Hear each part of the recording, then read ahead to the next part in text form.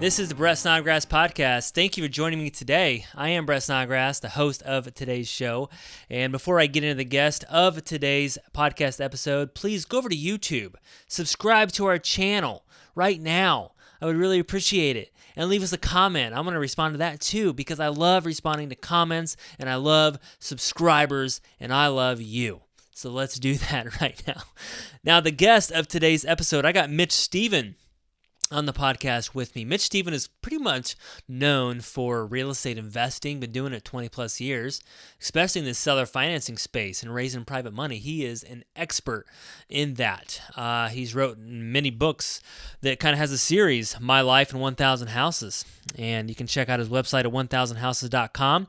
He also has a podcast, 1,000 Houses, and he is just an amazing person. But today we mostly talk about his transition, right? His transition and transformation of alcohol, cigarettes, weight, health.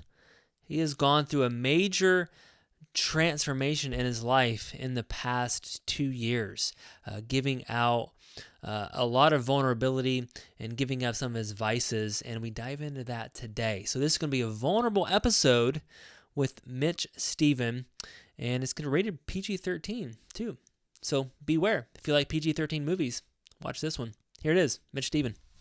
And this is the Brett Snodgrass podcast. I'm here with my good friend Mitch Stephen near San Antonio, Texas. Hey, Mitch. What's up, man? I'm doing good, Brett. How are you? I'm doing fantastic. Good to see you again. I know I was interviewed on your podcast a while back, and always love seeing your smiling face. Well, good. It was good stuff, and you always give good content, so I'm happy to return the favor, and we'll talk about whatever you want to talk about today. Sounds good. Well, when I think of real estate entrepreneurs, especially in the seller finance space, your name is probably in the top 2 or 3 people, right? Mostly people are out of Texas, right? Eddie Speed, I think, is one, and Mitch Stephen obviously is another that I really think about the seller financing strategy that I think you're really an expert on. You've written some books, actually, about your life in 1,000 houses, right? So make sure you guys are tuning in. Check out Mitch's series of books, My Life in 1,000 Houses. There's a few books in that series, and there you go.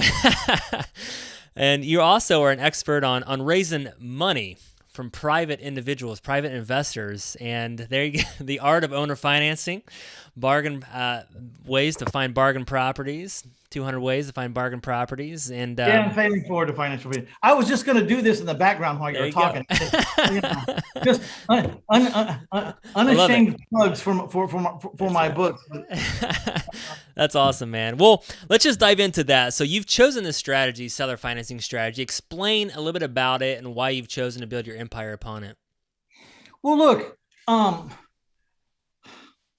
where do you start? I'm a very unlikely candidate. I'm not valedictorian in my school. I wasn't a smart guy. I learned by pain. I learned to get away from pain, and then when there was pleasure, I would try to figure out how do I get in a position to sense more of that pleasure, no matter what it was in life, But so the real estate business is really like that. I accidentally screwed up, bought a condo for me to live in, sold it, and made more money than I ever made in my life, and had more money in the bank than I made at my job after I worked for 365 days. And I thought maybe I should try to repeat that. And so I started reading on it. I bought a house about every 4 to 5 days in or about my hometown for over 2 decades. Okay. That's about 100 houses a year. I know my book title says My Life in 1,000 Houses, but I wrote that in 2008. So it's, I'm well over 2,000 houses. And also understand this. I am well aware that right down the street, or maybe the guy I'm talking to, or the next guy you interview could wipe his hind end with my financial statement. I get it. There's always a bigger gun, faster gun, someone doing more. I'm just telling you where I'm at, for better or for worse, because there's a lot of people that would like to be where I'm at. So I'm trying to help those people up. And then, I got my hand up talking to people that are way bigger than me, trying to get to my next level. So don't take my enthusiasm as pompousness or I think I'm all that, because I don't, because I actually know exactly where I am in life. And, if the building's this tall, I'm probably right here. You know what I mean? So, Well, that's good, so, man. I think it's really, really important to have that humility. And I get a lot of people, I think, why I do this podcast, talking about purpose and significance, and you definitely have that humility, right? And and where you don't think you're all that. I think was it Good to Great? Was it Jim Collins that talked about that one of the greatest things is humility. So absolutely, and it's not contrived. People says, "Man, I love your stick." The average guys, it's not a stick. It's not an act. That's how I am. This is how I am. I'm very grateful to be where I'm at. I do know that I'm an expert in my field. I know that very well. But how can you be in the same field for 27 years and do transactions? If there's 2,000 transactions that actually worked, that was just the acquisition. Then you had to sell them. That's another 2,000. And there was thousands and thousands of transactions that just didn't quite make it, that you got all the way to the end and then you didn't buy them, so there's thousands of hours. If 10,000 hours makes you a world's authority, I tried to figure it out the other day at just 8 hours a day, which I've never worked 8 hours a day in my life until, 58 or whatever. I slowed down a lot when I finally figured out how to get out of my business.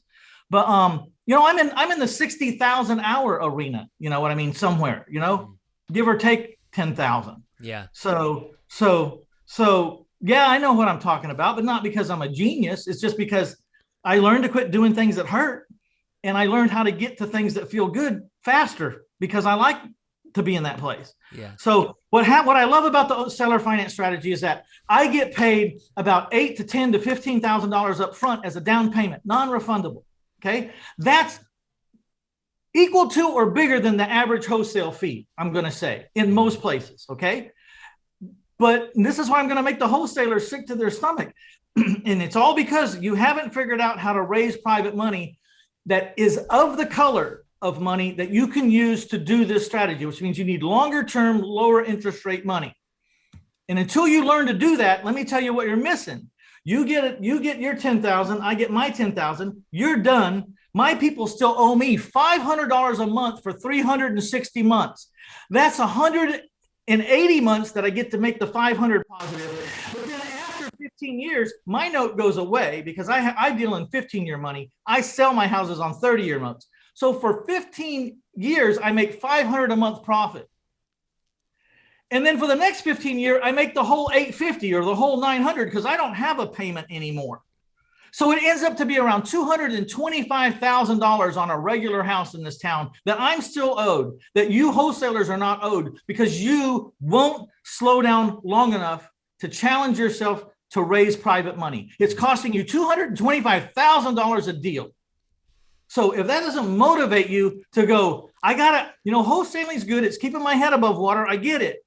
But if I can learn to borrow money at 15% for 15 years at 6 or 7%, if I can learn how to get that kind of money, I can make an extra $225,000 a year, not simultaneously, but in the future. And that's if notes went 30 years, notes don't go 30 years. They pay you off in year 5, 6, 7, 8, 9, 10, and you get a big chunk of change. Okay. But my point is, you're killing yourself as a wholesaler, which is a repeat job. I have 300 mortgages right now that owe me $500 a month, positive cash flow, of which when I get the money, unlike a landlord, I don't have to give it back if the AC breaks, because it's not my house. I financed the house to the guy that's living in it. It's not my house anymore. So when when the checks come in and I receive the incoming $850 and I pay out my $350 to my private lender and keep the $500 in the middle, that's my money. It's not, short of foreclosure, it's not going away. It's never going to be called. No one's ever going to call me and say, hey, you need to give some of that money back to the air conditioner man or to the roofer guy or to the hot water heater guy. No, because I don't own the house. So I have 300 mortgages making $500 a month, more or less. How much money am I making a month? Cash flow. Oh man, you put me on the spot, Mitch. It's $150,000. Okay, it's $150,000. I wasn't valedictorian either. Well, I know, but see, this is what's beautiful about it. We don't have to be mathematical geniuses to figure this out. I use it. I've never used a financial calculator in my life. I bought one. I threw it away in 24 hours. I just gave it to someone. I paid like $500 for it way back when, and I just gave it to someone. You know what I use? I use a $2 calculator from the dollar store, which is the most confusing part of the whole business. Why the hell am I going to a dollar store where there's stuff for sale for $2? I don't get it. So I get a $2 calculator. I got to hold it up to the sun, and I do cash on cash returns for everything. And when cash on cash returns, and I got zero money in all of these deals. I'm borrowing 100% from my private lenders because I'm buying a $100,000 house for $65,000. I average paying $58,000 for a $100,000 house. That's my average over the last 300 deals. Okay. Wow. And so I have no money in it, but I still take the purchase price and divide it by the annual income to find out a cash on cash rate of return, because my rate of return is infinity. I got no money in these houses, none of them. But that doesn't mean it's a good deal just because the rate of return is infinity. I could be making $1, the rate of return is still infinity. So that doesn't work. I'm plugging in the whole sales price and dividing with my my annual income. And when that number is around 15%, I get interested. When it's at 20%, I'm starting to pay attention. And at 25% or over, I'm jumping. And that's how I've calculated my whole life with a $2 calculator, from the store. I'm not a genius. I love it, Mitch. I mean, this is all amazing stuff, and I know we're going to be diving into just your recent transformation of your life, but I really want to just put a plug on this seller financing strategy. And I know you're an expert. You do a lot of educating. You have your own podcast. You've written books. You help people in this strategy. And if this is the first time you're hearing about the seller financing strategy, Mitch, where should they even start? I mean, because obviously there's a lot of nuts and bolts to seller financing, and there is to anything. If you're going to make some real money, there's nuts and bolts to everything. You have to figure out who's already done it, talk to them. And look, I'm not a millhouse. I'll help maybe 10 people one-on-one a year. That's all I want to do. And I'll interview those people for 45 minutes to see if I really think that I can get their $25,000 back to them, because that's what I charge. I reserve the right to change my price up or down or whatever. But today, that's what I've been charging, 25 grand. And if I talk to you, and if you're in the wrong market, or I don't think you're there yet, well, I'm not taking the money, because I don't want to play on a losing team. I don't have to play on any team. So if I'm going to be on a team, we're going to win. And if I don't think, you're ready yet, I'll suggest something else, or we'll move you down the ladder to a $3,500 weekly call or something until we prove this business is for you. You know what I mean? Love it. Well, guys, check out Mitch's 1000houses.com. That's what you asked the question. 1000houses.com. You can learn everything in the world about me. Awesome. 1000houses.com. Check that out, guys. You can hear Mitch on the podcast, read his books, get the education that you need. And Mitch, you're exactly right. I mean, I love the seller financing strategy too, and I'll tie this up in a bow. The reason why I really like it is because exactly what you said. In the wholesale business is what we mostly do. You have to do it again and again and again and again and again, and it just keeps going until eventually you're like, man, I don't know if I want to do this again. And that's when the seller financing becomes very, very attractive, because you start to build up 300 mortgages, even 50 mortgages, or 100, Well, there's two things where you're headed there. One is, you don't have to do 100 houses to be a success at this business. You can do 2 or 3 a year, or 1 a month. It'll change the bottom line for the average person tremendously, probably work you out of a job. The goal of my podcast was always, let me just show you how to do a handful of deals so that you can quit your job. And why it's so important to quit your job is because the day that you don't have to go to that job and answer to a boss for 8 hours a day or 10 hours a day is the day that you just freed up 2,600 hours a year to work on you and to figure out what you're supposed to be and to figure out where you're supposed to excel in this life, and then go burn it up because you got 2,600 hours a year to do it. Man. So my deal is, if it takes you $4,500 a month, or your paycheck's $4,500 a month, and you've been able to survive off that, then that's your first goal. It's a tiny ass little goal. Now, I know when you have a job and you're trying to replace it with something completely new that you're going to do yourself, that tiny ass little goal scares the living crap out of you. Yeah. And it did me. But That's the only goal. You don't have to make $1 million. You don't have to think about $1 billion. You got to think about $3,500 a month, $4,500 a month, $5,000 a month. That's all we're trying to do in this phase one, is get you the hell out of that job with some mailbox money coming in every month, so that whether you make a dime or not, everything's paid for. Now, who do you want to be? And we'll go work on that. Whether you get paid or not, we're going to study that until you become an expert and you find your way through it. People jump off into entrepreneurialism and think it's going to be easy. It takes a whole different thickness of skin. It takes a whole nother way to think. It's a whole nother different set of circle of people that we got to talk to that are not showing up in your life, obviously, or you wouldn't have a job. That's right. That's right. So let me ask you this. A lot of people talk about cash flow. They think about rental properties, rental portfolios. So why do you think a seller financing strategy, being in the bank, is better?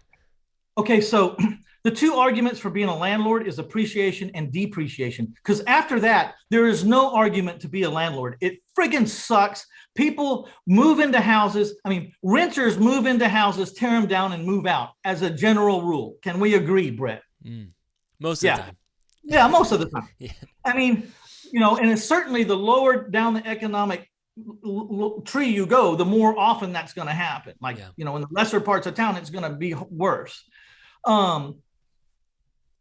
So that appreciation, but if you learn to buy houses at a decent discount, you can sell houses over the market with owner financing because you're the underwriter. You don't need an appraisal. I can sell the house with a hole in the roof. I can finance the house and the hole in the roof that's the size of a dining room table. I can finance the hole in the roof and the house to a person for double what I got into it. I buy a house for 40, I can owner finance it for 80, you fix it. Or I could buy the house for 40, put 25 of my money in, and now I got to sell it for 130 to double my money. But either way, I'm doubling my money. I'm just leaving out the rehab half the time.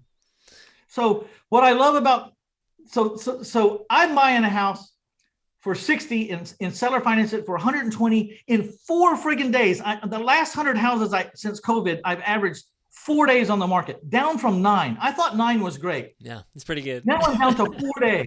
And I don't even put signs in the yard anymore. Yeah. Not even one sign in the yard.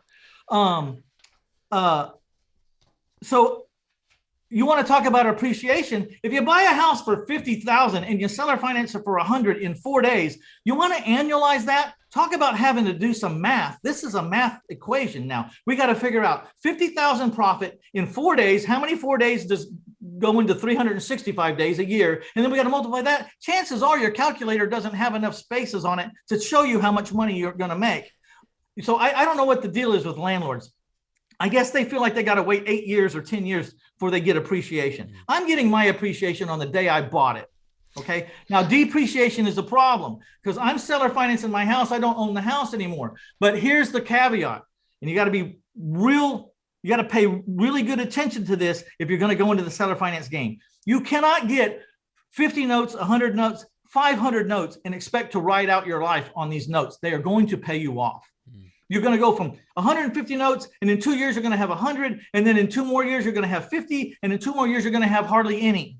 Okay. You're going to have a shitload of cash in the bank, but you're not going to have an income anymore. You're going to be burning your principal, paying your bills. Mm-hmm. So you have to take the money that you make from the one-time cash events, which is wholesaling and flips, and the temporary cash events, which is seller financing, where I get some money up front and then I'm creating a positive cash flow. I have to take the cash from those two things, and I have to buy into a forever cash strategy over here. I have to take all this money and buy into a forever cash strategy, something that will pay me forever, which is something that you rent, okay, typically. Mm-hmm. And so I got into the self-storage business. I bought 13, so far I've created 1,300 doors that average $100 a month to me. That's $130,000 a month. So now look at the cash flow situation of Mitch. I got 300 mortgages making me $150,000 a month, of which I don't have any liabilities. And then I got 1,300 doors over here that pay me $130,000 a month. So that's $280,000 a month coming in. Now I don't get to keep it all. I got $25,000 a month to run the office and the overhead of the house flipping. And I got taxes and insurance and lawn. But let's just say I'm keeping plenty of it. But you got, if you're going to go in the seller finance strategy, you've got to go in with your eyes wide open, knowing what the seller finance strategy does is The down payment gives you money to live now and to pay your bills. I'm averaging 8 houses a month sale. If I only got 10,000 down on each house, that's 80 grand a month in down payments. I can't even spend that much money. Okay. And then I've created 4,000 extra a month because at 500 a month positive cash flow, that's 4,000 a month. My cash flow went up. What it allows me to do is take breathers. I can take sabbaticals. I can take a vacation every quarter for 8 or 9 or 10 days. I can have a real life. Yeah. But I got to keep looking for that forever strategy. Where's the next storage facility I'm going to buy? Or which one do I need to add on to? Add another 50 units or what? And I keep growing this forever portfolio until pretty soon I go, look, I don't care if those notes dissipate or not. I got $200,000 a month coming in from mini storage and boat storage and semi-truck parking. Mm-hmm. I don't care. Awesome. And I always related to, so I sold off some of our notes, but we had about 100 notes or so, and I had about a dozen rentals, and the headache of the dozen rentals was a lot bigger of a headache than the 100 notes that I have. So I think, I always think about the headaches and the sanity that rentals do compared to this other financing strategy. And so we recently sold 45, we put in 45 of our notes for sale because I wanted to pay off, both my partner and I wanted to pay off some debt in case there were some troubled times. We wanted, if you build your business all the time like a skyscraper, okay, and it's really appealing because every time you put another level on that skyscraper, the view gets better and better and better. Mm-hmm. But when a big wind comes, it can blow that skyscraper flat over because it's too narrow at the bottom. Mm-hmm. So you got to, as you're going up in your life and in the business, and this is not just business, it's in life too. Spiritually, look at it the same way. As you're going up and up and up with more success, make sure you sell off some of the top and go down and expand the foundation, because what you really want is a business that looks like a pyramid. It's really wide at the bottom and it's not that tall, but it's got a lot of girth and it does have a decent view, but you're not going to blow that damn pyramid over. You'll never blow it over. I like that. That's awesome. Well, guys, make sure you check out 1000houses.com. Check out Mitch's podcast, read his books, and learn about this seller financing strategy. I think it could really, really change your life. And like Mitch said, start off with replacing your income. I think that's a great place to start. Sometimes we get overwhelmed by thinking we have to do so much in 100 deals, whatever that is, and just start off where you are at. So, Mitch, I want to transition now because I've been actually watching you for the past year or couple of years and watching your social media, listening to your story, heard you on other podcasts, and you actually wrote something on your website. It's a 38-page document. It's titled Enough. And that really kind of caught my attention because I've seen you transform, right? Physically. You look like a different man. Spiritually, I think you've transformed. You've talked about transforming spiritually, and I want to talk about that. So, most of the time we're talking about business and entrepreneurs, but this is really about life, and this is about your life. And so, even though you were building this amazing business over the last 20 years, you had some things going on in your personal life that were challenging, were hard, that you had to deal with here recently. So let's start there. We all do. The problem is you can't separate real life from business. If your business gets screwed up, it'll mess up your real life, your life. And if your life gets screwed up, it's going to jack your business to no end. You know what I mean? So it's really fine balance, right? I mean, you really can't separate them. It's like when I tell people to go get a coach. I mean, you don't need to, get me or don't get me, but whoever you get, make sure it's the guy you want to be on and off the field, because somewhere those things intersect. And if this guy's a real jerk off the field or has problems or issues or is not morally in line with what you want to do, then that's going to cross over in the business somewhere. Yeah. And it's going to show up in the business somewhere. Yeah. So if you don't like how they are personally, don't hire them as a mentor on the business side, right? Find someone you want to be on and off the field. Yeah, definitely. Definitely. Well, let's talk about this document and what you did. So I know that your health had transformed. You were living a certain way. You had some things you really had to stop doing. And let's start there. What was your life like, and what transformation have you gone through? Well, I was born a Texan. I'm sure it's this way. I'm sure it's not just relegated to Texas. I'm sure maybe even where you're from, Indiana, someplace where it's a little more rural or country, I suppose, but then big city too, I don't know. But, I started drinking in the 7th grade, maybe the 6th grade, but drinking in the 7th grade. I mean, as early as I can remember, if I opened my daddy's beer, I got to take the first sip because it was the coldest. And he always gave me the coldest sip. You know, it was just what we did. They didn't mean any harm. They didn't think. But a lot of the kids that I grew up have developed into alcoholics, and recently, several of them have died from too much alcohol over a long period of time. I was a highly functional drinker. I drank for 40 years. I never had a DWI. I never got a PI, public intoxication. I never got in trouble. I never got in fights. I learned a long time ago, if I was going to drink a lot, I had to manage myself, or someone would make me stop. So I learned to manage myself really good. I also learned, if I made a drunk promise at the Christmas party, when I woke up in the morning on New Year's Eve, I had to honor whatever the hell my drunk mouth said. You know what I mean? I don't. And there's a lot of times, I wake up and go, why in the hell did I partner with this guy on this deal? It's stupid. I mean, I could have done this by myself, but I told the guy, so that's how it is. I don't think, well, I was drunk was a good excuse for anything. I don't think that's an excuse ever, just like it's not an excuse for getting up in the morning. My dad always said, if you're going to dance, you got to pay the fiddler. So if you're going to stay up late, it don't matter. The alarm clock goes off at 6 o'clock. Get your ass out of bed at 6 o'clock. I don't care when you went to bed. If you didn't even go to bed, the day starts at 6 o'clock. And that's how I live. So you were basically a high functioning person that drank a lot. So, this didn't harm your business. It wasn't like you were in bed for 2 days after a long night. You were very high functioning and living life. You just drank. Well, I mean, was I an alcoholic? I don't know. I mean, by definition, I should have been, or it looks like I am. I mean, I drank almost every day, maybe. And the only time I didn't drink was when I had so much the day before that I just couldn't stomach it another day, and I'd have to take a day off. I wasn't falling down drunk, but you start at happy hour. 4:30 or 5, you have the business meeting, which was always centered around drinks, which still is, by the way, which I still go to. I just don't drink anymore. And then you get done around 6, and then you're kind of getting wound up. So you start talking to the locals at the bar or wherever you're at. So you're there till 8 or 9. And then you have a drink on the way home because it's an hour home. I drank and drive for 40 years, never had an issue by the grace of God, because heaven forbid there was an accident that wasn't even my fault. I would have been nailed with it. And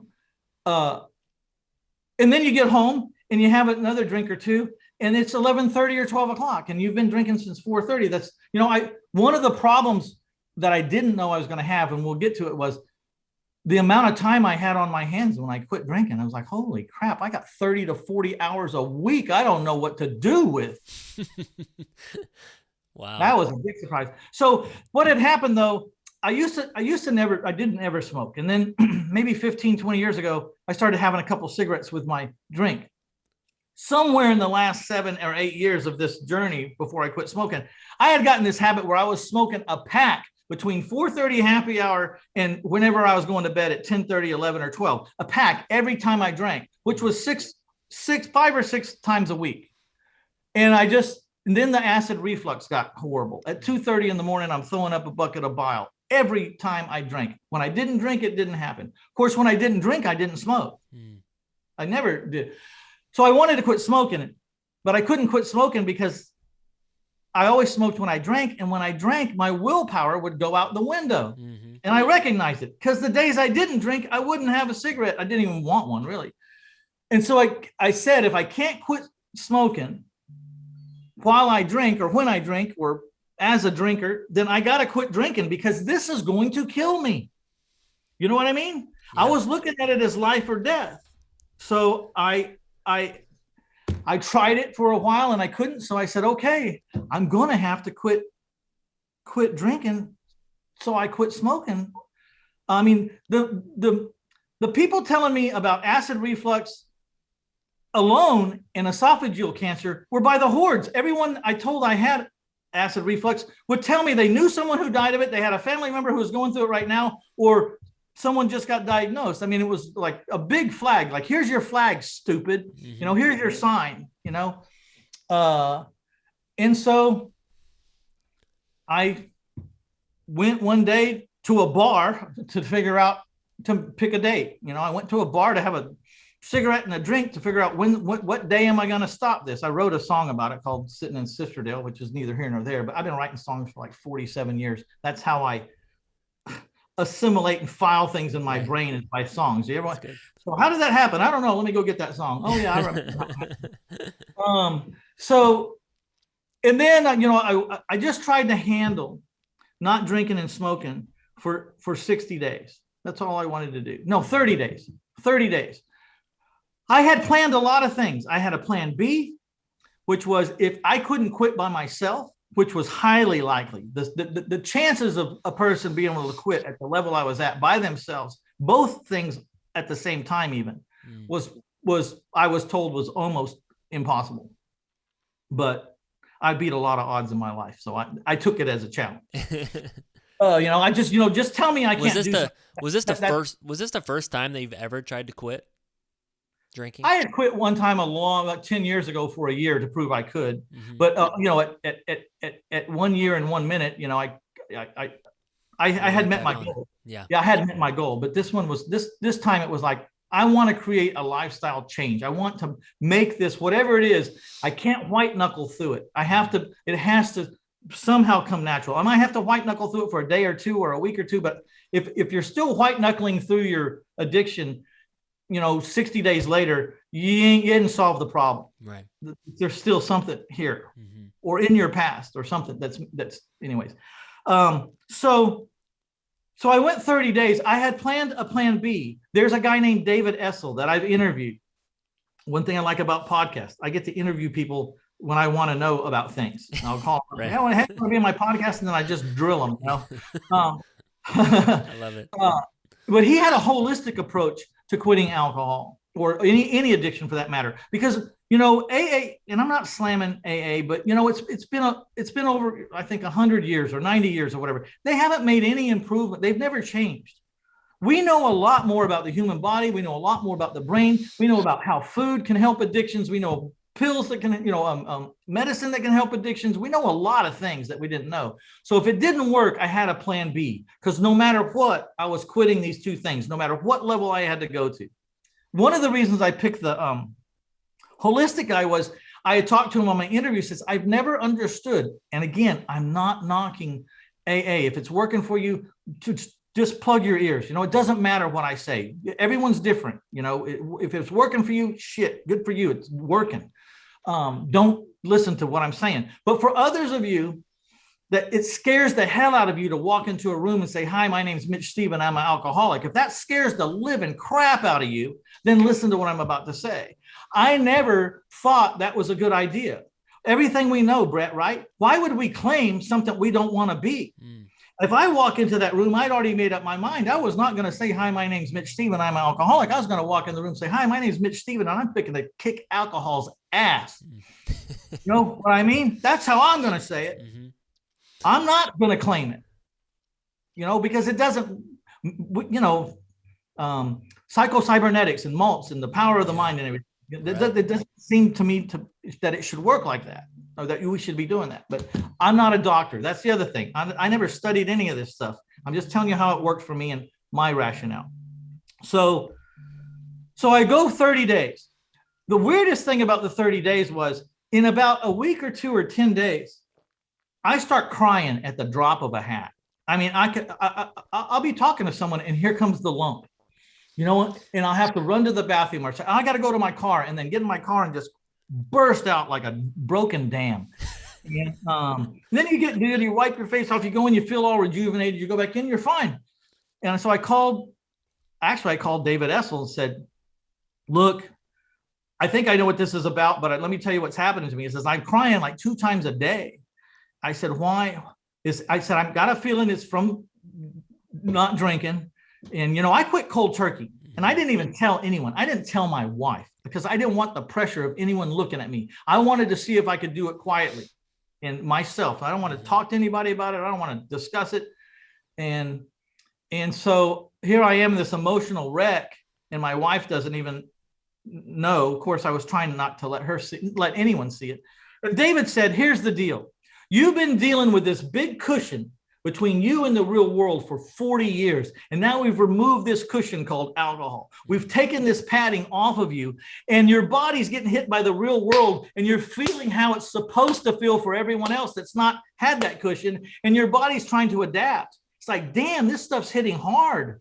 Everything hits harder, and your body's trying to acclimate. He said, it'll go away in 7 to 10 days. Just hang in there. But he says, the one thing you don't want to do is bottle it up.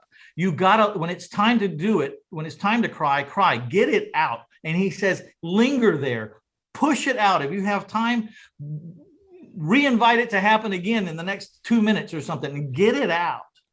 And so that's what I did. And it ended.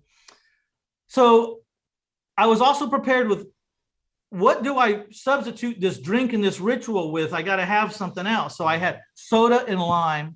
I was tea that I was sipping, but then you poured tea in a glass and it was kind of over. Like when I made a drink, there's this whole thing that went with it, the shaker, or whatever, and the lime and the salt, So I started saying, I'm going to make me a concoction. I started getting soda with fresh squeezed lemon juice, which I had to do. I would cut the lemons and squeeze it because I needed the ritual. And then I get the chamoy sauce or the paprika and put it on the rim. And I was creating my own non-alcoholic drinks that that's what I want to drink. And by the way, that lemon juice and soda lime is really kind of detoxifying and really good stuff. Well, one thing I didn't prepare for was the time. I was so bored. Every time I wanted to do something, it's like, yeah. Or if I would go to the bar, instead of drinking, I would order the nachos, and the chimichanga. Yeah. and the burrito. Just to be social, right?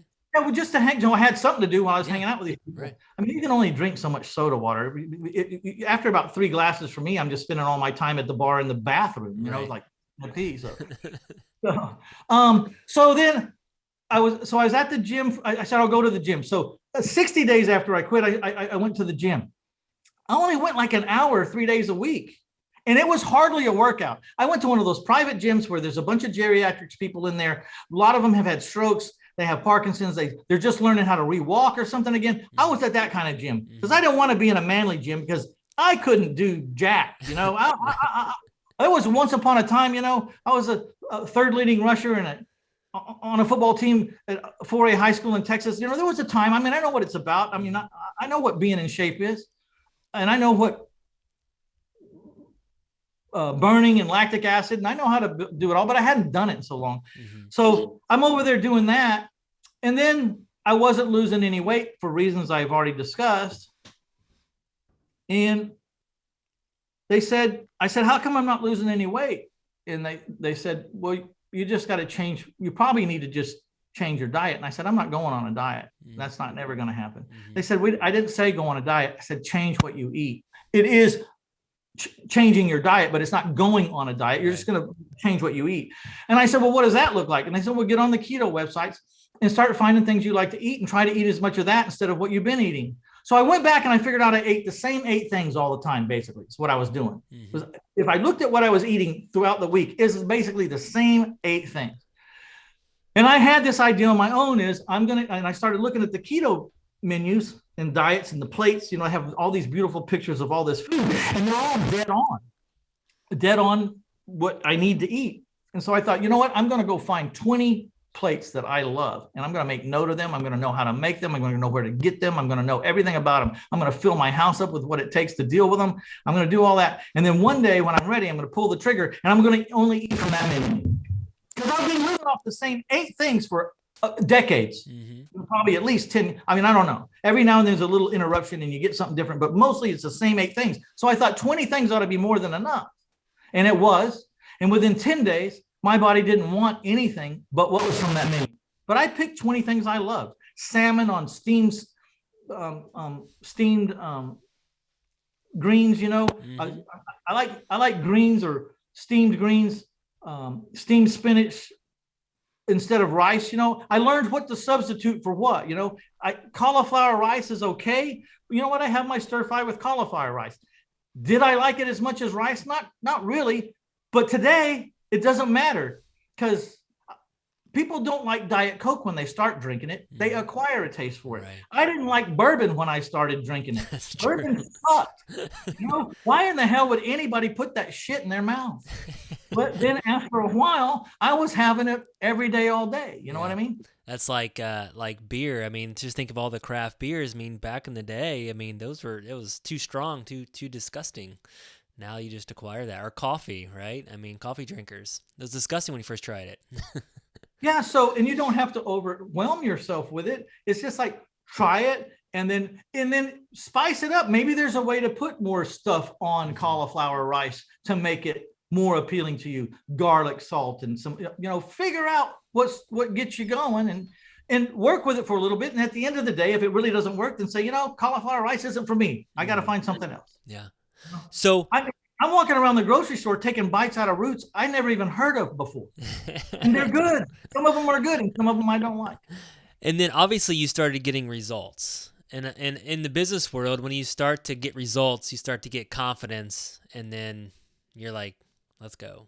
Is that kind of what happened? Well, yeah, I started losing weight, and this is the cautionary thing. The first month when you're, 80 pounds, 100 pounds overweight, the first month, if you're doing pretty good, staying on your diet, you're going to lose 15, 16, 18 pounds. You're going to be on fire. Mm-hmm. But then it levels off to a grueling 1.5, 2.5 pounds a week. My deal was, I'm just warning people about that. And I need it before we get off this subject, I have to give one other warning that's very important. So don't let me forget to give a warning, please. Because it's life or death. Could be. So, but what I was trying to do was, I was not in this for the short run. I was trying to create food dishes in restaurants. And I was going through town in restaurants and documenting everything I could eat at BJ's restaurant, everything I could eat at Jack in the Box, if they even had anything. Mm-hmm. Surprisingly enough, they do. They always have one thing on the menu at Wendy's or something for someone who wants to eat healthy. Mm-hmm. And I got it. And I was going out to these restaurants finding out, wow, there's a whole lot more out there. There's this whole other menu I can order from that I never looked at before that I like. And I started documenting. So whenever I got hungry, I wouldn't stumble and fall on my diet. I would look at my list and go, oh, well, that place is right over there, and I can get one of these 5 things. I like that, because in your document that you wrote, the 38-page, you started to write down some of these things that you enjoyed and that you ate. I think that's great, is because a lot of times, especially if you're in a moment of weakness, right? It's like you start to think, hungry, and you can't think. It's like, I don't know what I like. But if you have it right there in front of you, that's great. Yeah, and I was worried about that. That's why I created that list. It wasn't much of a problem, because you think that those restaurants don't have anything for you, because restaurants used to be like that for all our life. It's not true anymore. They have really started to cater to the keto or the no carb stuff. They almost all have a section for it. And so I'm trying to create a lifestyle that I'm going to live indefinitely. So like, if it's not working in the first 10 or 15 days, or certainly within 30 days, it ain't working. I got to figure out something else, because I need something I can do for the rest of my life. Because I went from size 36 waist to I just got in 28s yesterday. Wow. That's awesome. I'm in my high school jeans. I'm 60 years old. I really like what you said about just you're trying to create this lifestyle, this long term. Most of the time, if you're on keto, any other type of thing, it's a short term thing. It's like, I'm going to do this for 30 days. I'm going to not drink for a year. And then once that year's up, you're like, okay. And then you go right back. Well, see, I had done that year and I went right back, because I set a goal for a year and I did the year. This time I said, I don't want to do just a year. I should have not come back after that year. I should have just stayed. But because the goal was a year, that's all it was. Mm-hmm. This goal is to create a lifestyle, something that I enjoy, that I can live with, that I'm not white knuckling through. And if I have to white knuckle through it, then it ain't working, because you're not gonna white knuckle through the next 15 years of your life or whatever you got left. You know what I mean? So let's talk about the results. So obviously, how long has this been? What's been the results? I quit smoking and drinking on August the 1st, 2019. So I'm coming up on 2 years. I'm like two months short of 2 years. Within 8 months, I had lost 55 pounds, which is about where I am now. I've maintained a 55-pound weight loss. I was at 217. I'm 5'8". I was at 217 pounds, and I'm down to, I float between 168 and 172. Depending on what time of the morning and what transactions have happened. Yeah. And that's great. I mean, obviously there comes a point where you just want to maintain it. Is that you just want to maintain now, or? Well, there's progression. All this stuff has taken a lot of time. So let me explain. I was working out only an hour Monday, Wednesday, and Friday. Only an hour, because I could live with that. Should I have worked out? Would I have been faster or better if I could work out 7 days a week, an hour? Yeah, but I'm not going to do that. I personally don't want that life. Not, at least not right this minute.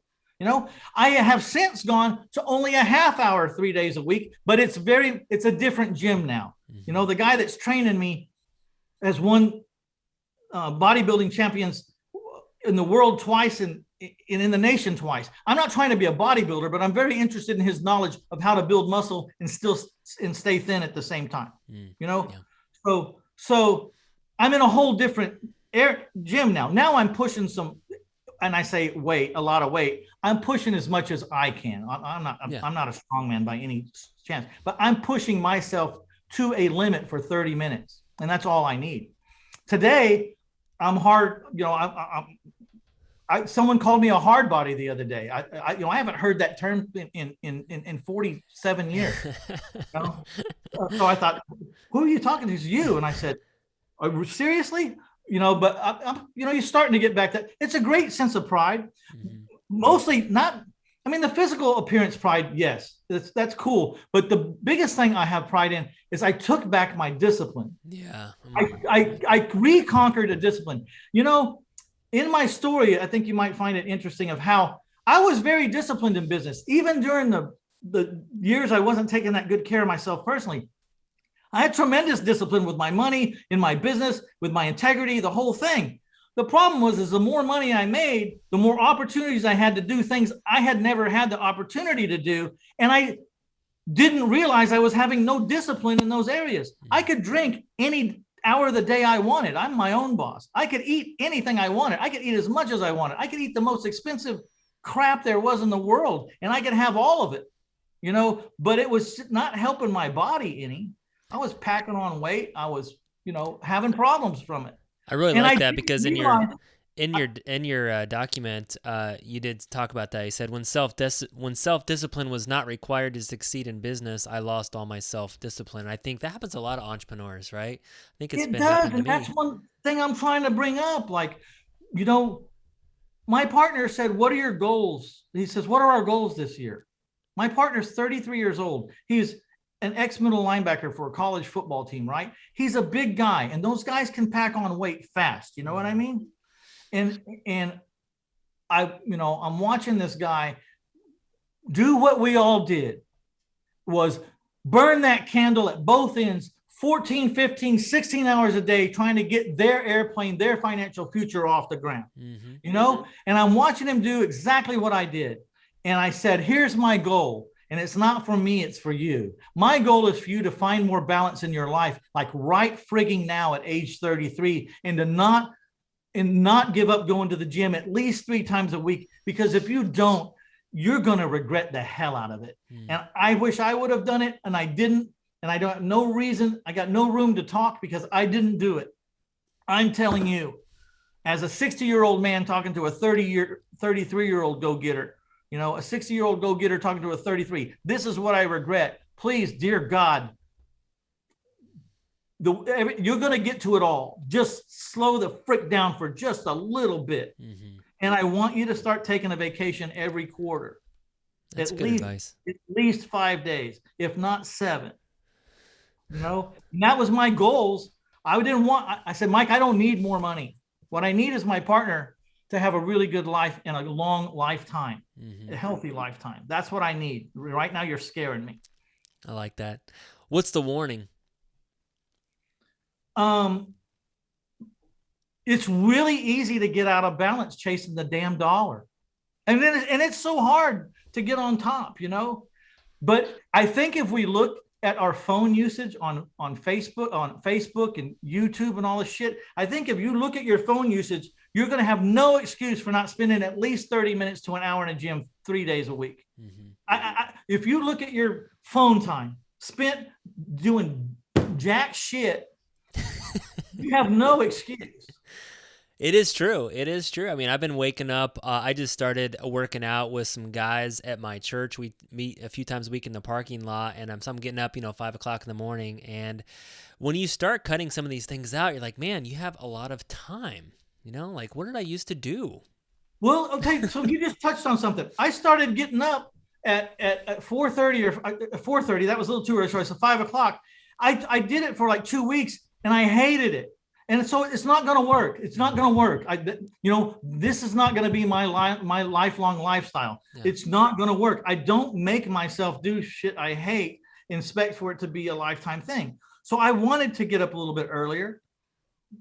It didn't sync with me. You know what I mean? Yeah. So I quit doing that, Yeah. I mean, you just got to do what works for you.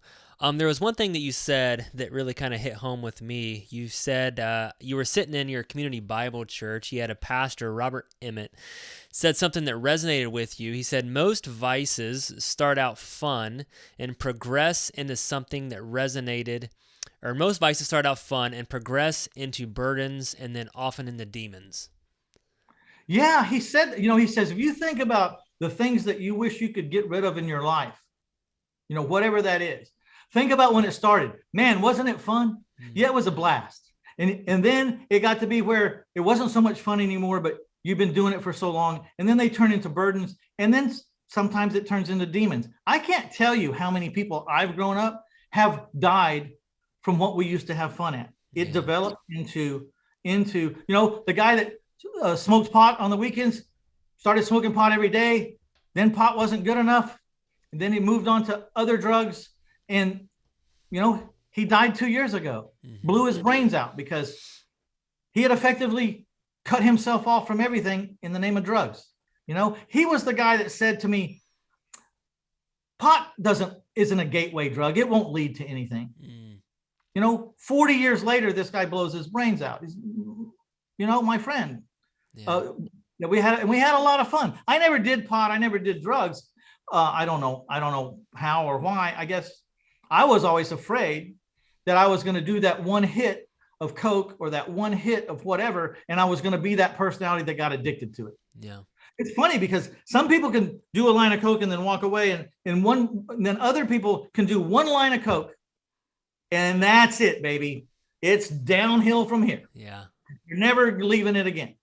Exactly. So I was always afraid to take that gamble. So I want to just wrap this up before we go into the last section of the show. One question that you wrote, you also resonated with me.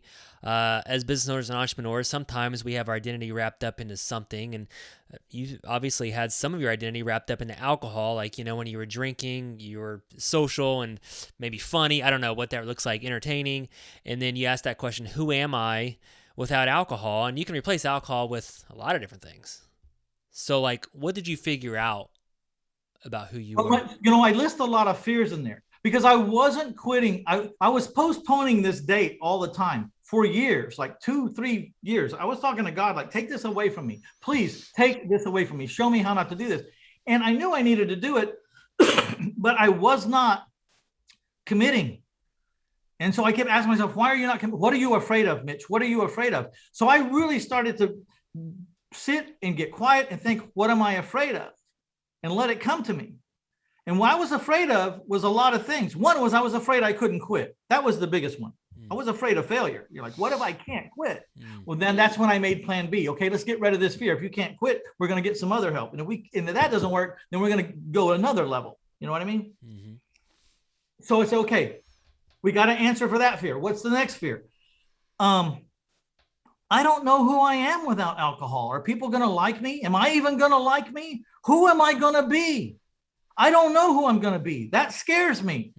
because with alcohol, this is who I am. I'm the life of the party. I'm that funny guy. Everybody wants to gather around and hear the next story or the next joke. I grab a spotlight. The switch goes on, and here's Mitch. Right. I can see that. I'm buying the drinks, around for everybody. So I didn't know who I was without that, and that's a scary thing. There was a lot of fears. Was I going to get invited to the party? Were people just going to not call me anymore because they knew I didn't drink, and they're going to say, well, Mitch doesn't drink, so let's not take him to the river float, 2 days down the river because he doesn't drink and we're going to be drinking. No, call me. I don't need to. You can drink, you can smoke. I don't care. That's between you and them. When I decided to quit drinking, I was deathly afraid of not being invited to the party. So I knew that I was not going to run from alcohol. Like a lot of times, and a lot of people may need to stay out of environments that have alcohol because it's that tempting to them, or they're weak enough to fall into it. I was not going to do that because I wanted to be at the party. I still wanted my friends. I didn't want to be left out. But to do that, you got to be able to stand right next to alcohol and not let it screw you up. Yeah. So I put a bottle of bourbon on my nightstand and a half smoked package of cigarettes next to it on my nightstand. And every morning when I woke up, I would sit up in bed, turn around, put my feet on the ground. I'd have my ass on the bed and my feet on the ground. And I'd look at that nightstand and I would chew those. I would just chew them out. You son of a, I run this thing. I run this, not you. I run this. You know what I mean? And I would just let them have it every morning. I actually read that and I was like, oh my gosh, that was just crazy. Because like you said, most people have to have it out of their sight. Can't have it around, take a different way from work so they don't pass the liquor store that they used to, or the bar that they used to hang out at. And you're like putting it right on your nightstand right when you get up. I just thought that was hilarious. Yeah. I mean, because one of my biggest fears was I was going to be excluded from everything I knew because I didn't drink or smoke anymore. Yeah. Well, let's just ask this. So you've done amazing, quit smoking almost 2 years now, quit drinking, lost tons of weight, have energy, amazing business. And one of the last things you said in this document was, you said, I'm not done yet. I'm not done living and accomplishing and improving. I don't know what's next, but something's going to happen in the direction of upward and forward. So what's up with that? And obviously that's great inspiration, constantly growing, improving. Part of the decision was one of the real motivating factors. I made a list of all the detriments of doing what I was doing. It was a long list. And then I made I figured if you're going to make a list of all the detriments for what you're doing, you got to make a list of all the good stuff that'll happen if you stop doing what you're doing. So, because you can't just quit because of negativity. There's got to be a positive reason to quit, Yeah. So I make those two lists. And I would read them every day. I would read all the ways I was killing myself. And then I'd read what's going to happen when I don't have this. Man, I would save money. I'll have more time. I'll, a whole long list of things. And then I looked in the mirror. At the time, I was like 57 and a half or 58. I mean, I'm looking 60 coming right down the pike, the big 6-0. And I'm thinking, first thing I'm thinking is, when the hell did that happen? And then, was I that drunk? Has 40 years gone by that fast?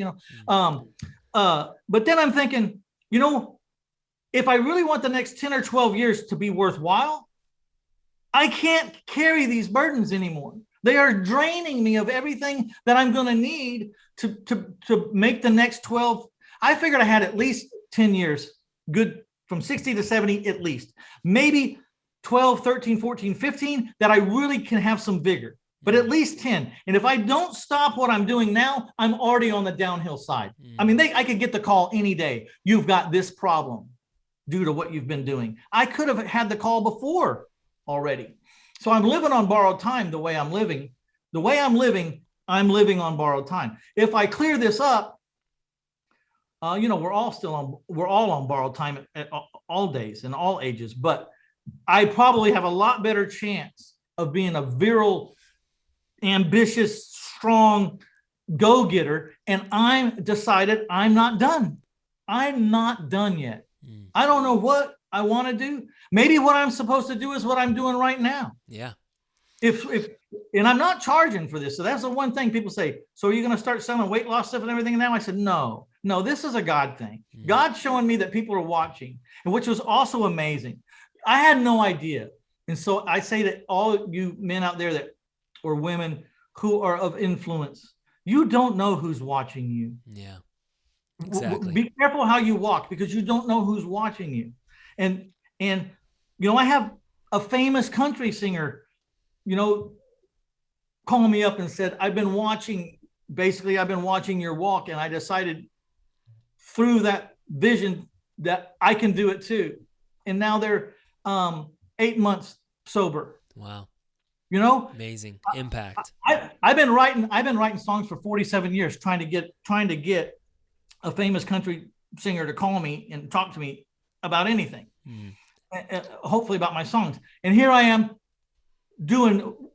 showing some people how I lost some weight, some inches in my waist, and then they want my story, so I post my story, and then people read my story, and now I get calls from famous people. But it's not about that. So it's like, there's your sign, Mitch. Maybe this is what you're supposed to do. I don't know. I'm wide. My eyes are wide open. I'm wide awake. My ears are open. I'm just watching. Maybe this is my level of ministry. Some people open up a church and get on a pulpit and preach straight forward to the audience. And then there's other people that need to hear it in other ways. Maybe this is my ministry, low key, so that different people can hear it. Not everybody hears the same frequency, Yeah. Yes, exactly. Well, thank you so much for impacting and being an inspiration. Guys, check that out on 1000houses.com/enough. If you want to check out Mitch's document that he wrote, his 38-page document. So thanks, Mitch. Mitch, I have a section on the end of the show here that I always like to just end with a little fun. So this is called Advice from Mitch.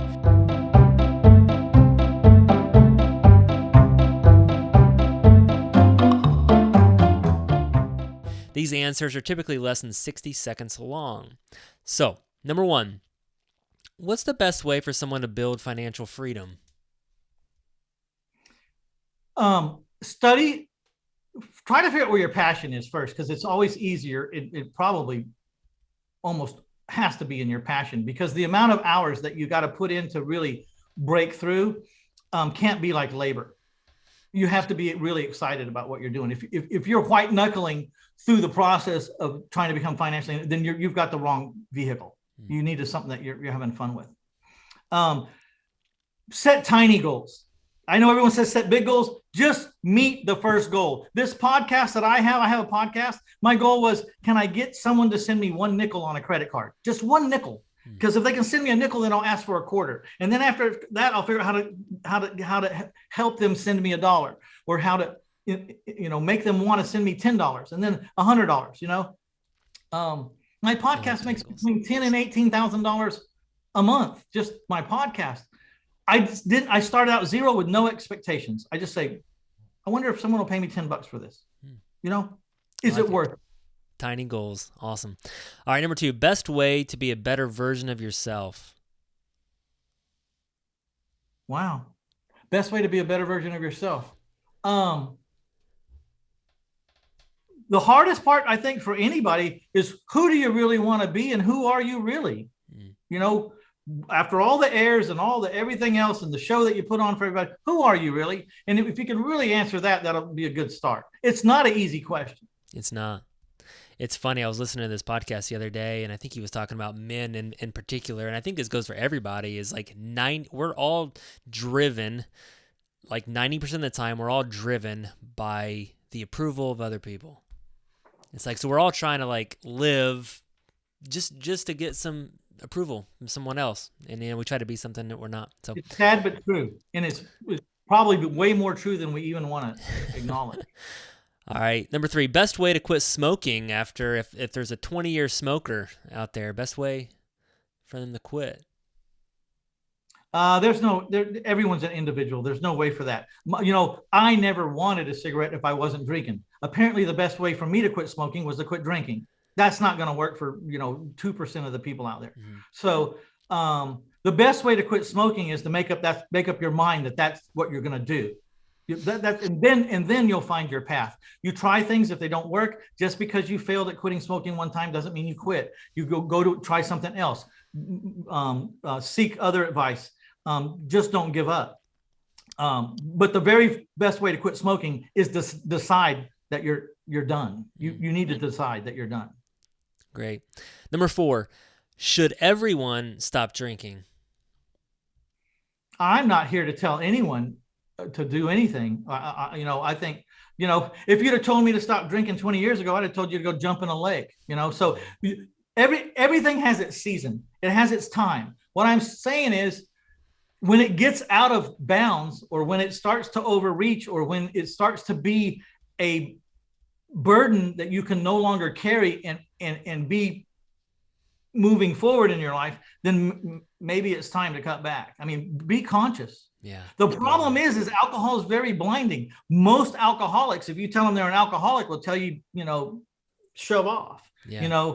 It's a very blinding disease. Yeah. Exactly. All right, last one. Bigger accomplishment for you. What's the bigger accomplishment for you? Buying and selling 2,000 houses or more, or stopping smoking, drinking, getting healthy? That's like asking you which one of your kids you like the best. What the hell? I mean, you can you like your daughter better than your son. They were both great, and they both needed to happen. Yeah. All right. Good answer. Mitch Stephen, guys. We're wrapping up this podcast. Mitch Stephen, go check out the website, 1000houses.com. Check out his series of books, My Life in 1000 Houses. Check out 1000houses.com/enough to read about his recent transformation. Thanks so much, Mitch. It's been awesome, man. Appreciate it. Thank you so much. And may I say, I just made a commitment, if you're into the real estate space, I made a commitment to do a 10-minute segment on YouTube for free every working day for a year. So if you're interested in my opinion on anything from A to Z in this business, there's 10 minutes of it every working day at 1000houses.com/YouTube. And if I've been helpful or inspirational at all, and you want to help me, go over there and hit the like button and the share button and let a couple of episodes just run in the background. Sounds good. No, that's awesome. Thank you so much. So check out the YouTube channel with Mitch Stephen, guys. And this is a wrap with the Brett Snodgrass podcast. Thanks, Mitch. Appreciate you. Thank you so much for checking out the Brett Snodgrass channel. If you like this video, please slam on that like button. And if you really like it, then subscribe to our channel here. And remember to leave us a comment below, and I'm going to try my hardest to reply to all the comments. Thank you guys so much. This is why I do what I do. Every single week, I come out with content that focuses on success, freedom, and living out your purpose. Thank you guys so much. See you next time.